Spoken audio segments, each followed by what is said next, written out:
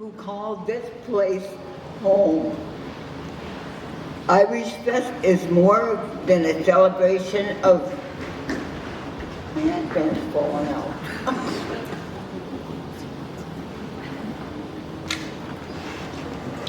Irish Fest is more than a celebration of heritage. It is a reminder that our history matters. It reminds us where we came from, who came before us, and the values they passed on. Faith, family, hard work, generosity, and pride in community. As a proud resident of Lawler for nearly 7 decades, I'm 83, so figure it out. I feel grateful to have witnessed that spirit firsthand. I have seen neighbors help neighbors, families support one another, and generations grow up with the same values that built this town. The other towns in Lawler had Lover's Lane. Lawler did not have that. We had Tickle Hill. How many of you can remember that? Raise your hand. Sally, you were awfully young.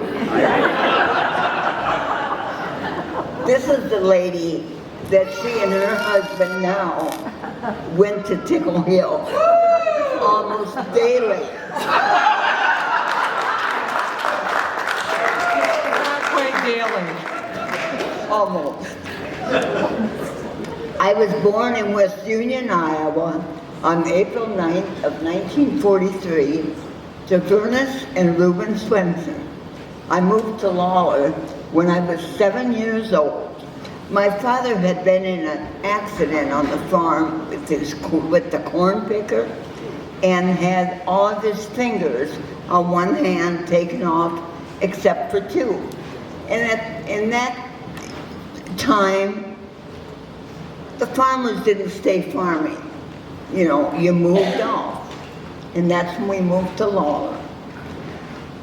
Okay, I moved west when I was 7 years old, and I went to the school up the street from Lawler Public School. I played basketball. Oh, did we have a good time? And we were really hot stuff. Our uniforms were short and they were pleated, right, Karen? They were pleated green and white. They were really nice. And then I was a cheerleader also. Karen, were you also? And so then we had to take our time off and cheer for the boys. We had a quick shower and all this and that. We were pretty good. We were also cheerleaders for football. Like Bill said, it was the first year. We girls had to go to classes to learn how to cheer for football. We had no idea, did we? But we were good.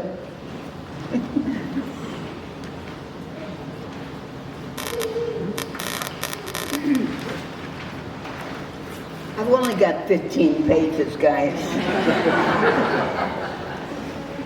We built our first home as a married couple across from the school, and we still live there. My husband, John William Blazek, and I raised 5 kids and 7 grandchildren. Our kids are spread across the coast. But no matter how far they go, they always find their way home. And this says a lot about what kind of place Lawler is. The kids love to come home and now have shared a part of their childhood at Lawler with their own children. Each child has communicated their own special memory of Lawler, as well as the grandchild, which always will make Lawler their home. Moving into a strong Irish Catholic community was one of our greatest blessings. There were very few Protestant families that lived in Lawler, but that all changed. We all became friends.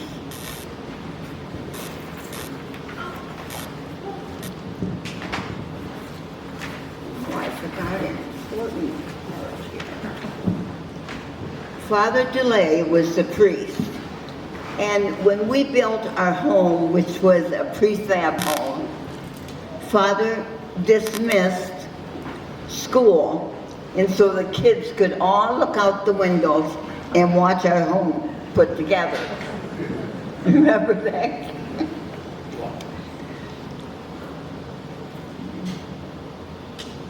Okay, this is one that very few will remember. We had what's called Gandhi dancers. Raise your hand if you know what I'm talking about. Is it like a bubble? These were men that worked on the railroad, and they would park their railroad cars behind where I lived in Lawler. My mom got to be friends of them and would make them pies. So they were really good to us. But they would have a good time downtown. I was married in October 20th, and all our children have been baptized here. Lawler winters were always special. I remember the midnight masses at Christmas, the bingo nights in the church basement, what my kids would call the yellow water. Christmas caroling by the Spells family, and many weddings on the church in the hill. In the wintertime, thinking Mount Carmel was a mountain, sledding down and skiing. Sadly, as many of you, as you know, Mount Carmel will be closing this July. So sad. If we can get a petition going, something to keep us open. That's not easy for a lot of us to say that it's closing. It's more than a building. It's where so much of our life has happened. But it reminds us that what really matters isn't just the place, it's the people, the faith, and the memories we carry forward. We built snowmen and forts, packed the snow tightly so they stood until maybe late spring. Went ice skating at the park, gliding and falling and laughing until our toes were cold. Okay, we had this neighbor, Charlie Larson. How many of you remember Charlie? Absolutely. Couple. Charlie and his wife Maud did not have any children. They lived in a corner house, kitty corner from where we used to live, and it was occupied by the Straw family, I think. Anyway, Charlie wore this long coat that would almost reach to the floor. Anyone remember that? Mark, you do. I do. And this scarf, and his wife probably made it. Yep. And he would glide across the ice. He was unbelievable, like an Olympian. And they, like I said, they had no children. It was fun to watch him. I will always remember him. Growing up in Lawler was never complicated, but full. We didn't have busy schedules like other towns. We had time. We had each other. I remember the popcorn stand, yes, Bill, like you mentioned, on Main Street, the park by my childhood home, which is now Crowell Park, by the railroad tracks. These were the landmarks of my childhood living in Lawler. That home is now occupied by Ronnie and Jordan and their 2 children. It is still standing. My bedroom's in the same place. They have a large addition, so many memories. I remember playing marbles on the sidewalks, and the sock hops were the highlight of the teenage years. Elvis Presley was the icon, and knew the night would be good if Larry Bellows, how many of you remember Larry? Sally, you are old. If he would be spinning records down here in this building, and we would be able to come and dance or do whatever. I forget, did we have to pay? A little bit. Yeah. Probably a nickel or something. The fashion was girls wore dresses and skirts. Jeans weren't in style yet. Smoking was not bad back then, and push-up bras were more of the thing. I think they still are, aren't they? As the years progressed, I found myself a senior at Turkey Valley. I was part of the first graduating class with Turkey Valley. We had 37 in our class, and it was 5 schools. We did not have St. Lucas and Providence. They had their own high school, so it was just us.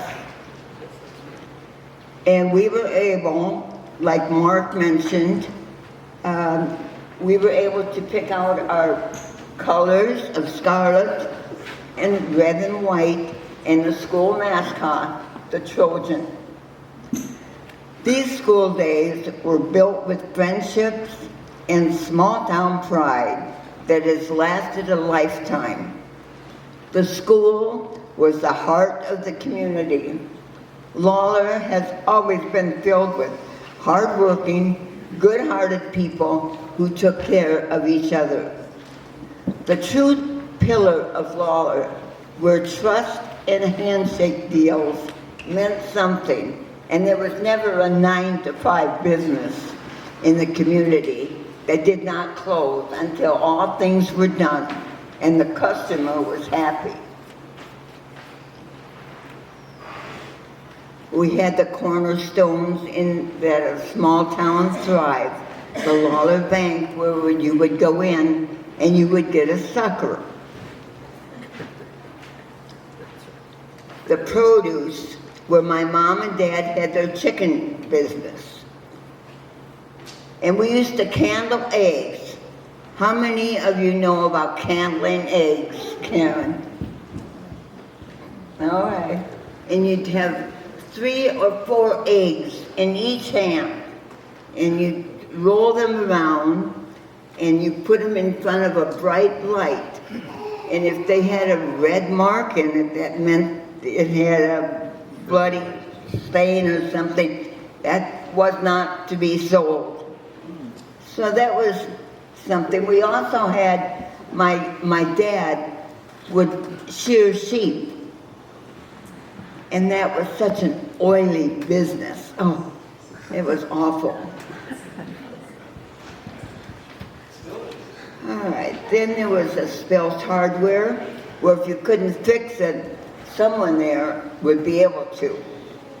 The gas station, where everyone stopped, not just for fuel, but for news, stories, and maybe a quick laugh and a bottle of pop for a nickel. The locker, where you could buy everything.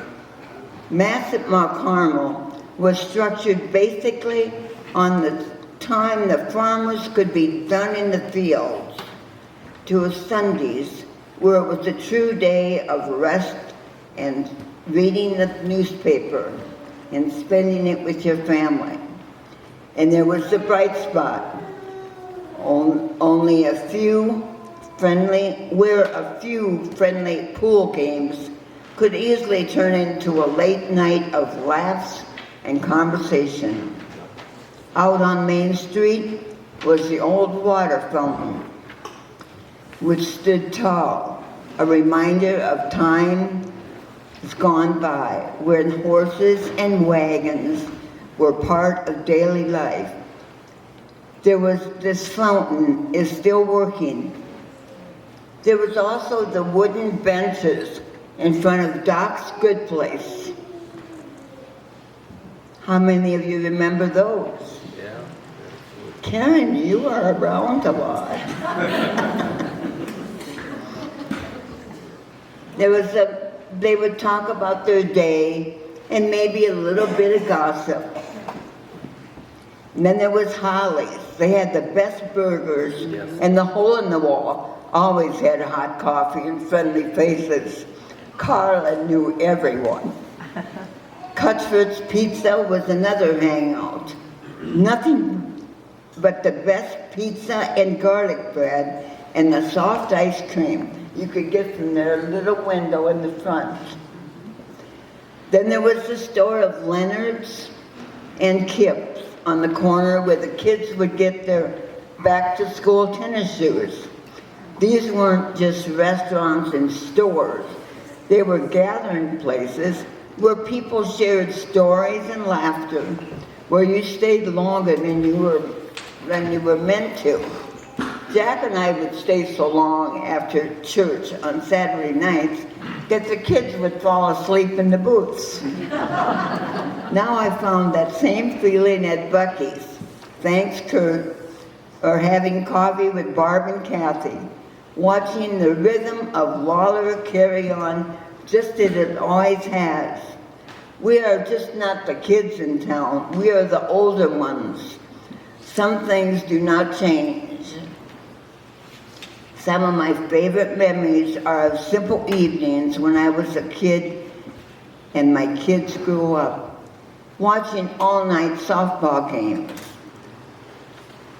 Summer nights at Crowell's Park, Little League games. I miss those Little League games, where the whole town seemed to turn out, and the 4th of July celebrations. We used to get together on the 4th of July, and we would play catch with eggs, real eggs.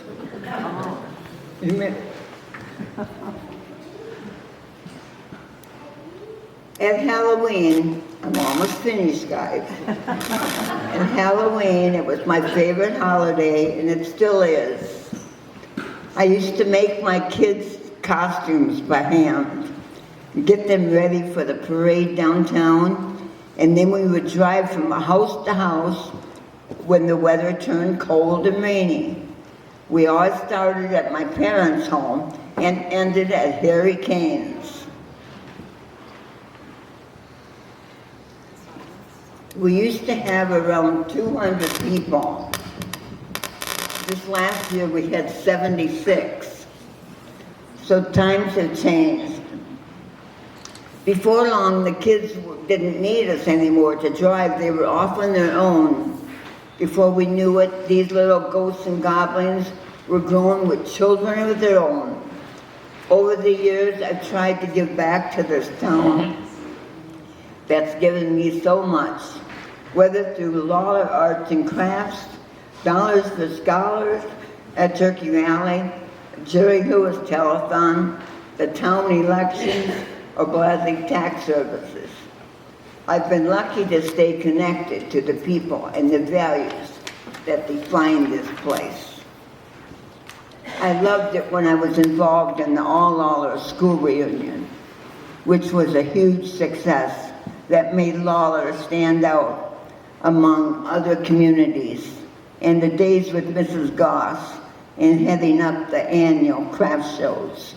Now those days are no longer part of my daily life, but like all other aspects of Lawler, is the memories that I still luckily can remember.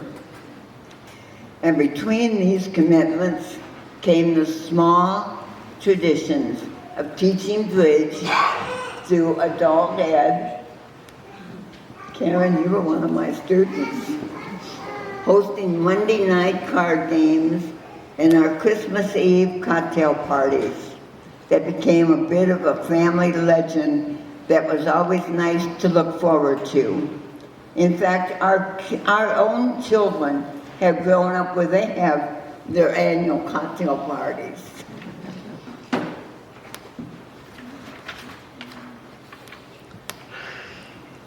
Lawler has always stood strong.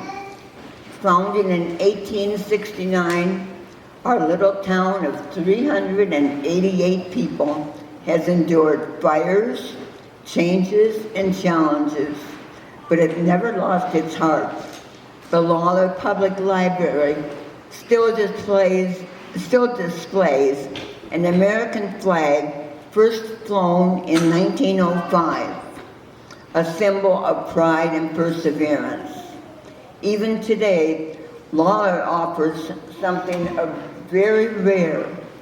We are $10,000 lower in the cost of living than your big cities. So you guys pack up and move to Lawler. When I look back at all these years, what stands out most isn't one single event. It's the feeling of being surrounded by people who care and who make this town something remarkable. It is a safe place where kids can run around and not be home until after dark. They got that from their mom and dad. For Jack and me, Lawler was the perfect place to raise a family. It's a place built on faith, friendship, and deep-rooted tradition. And while I may not be Irish by birth, I feel incredibly lucky to have spent my life in this Irish community. Because this town, this community, and all of you that makes Lawler a home. I truly cannot imagine calling any place else home.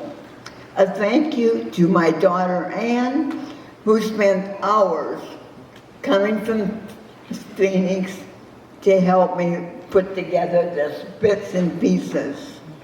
Thank you, Anne.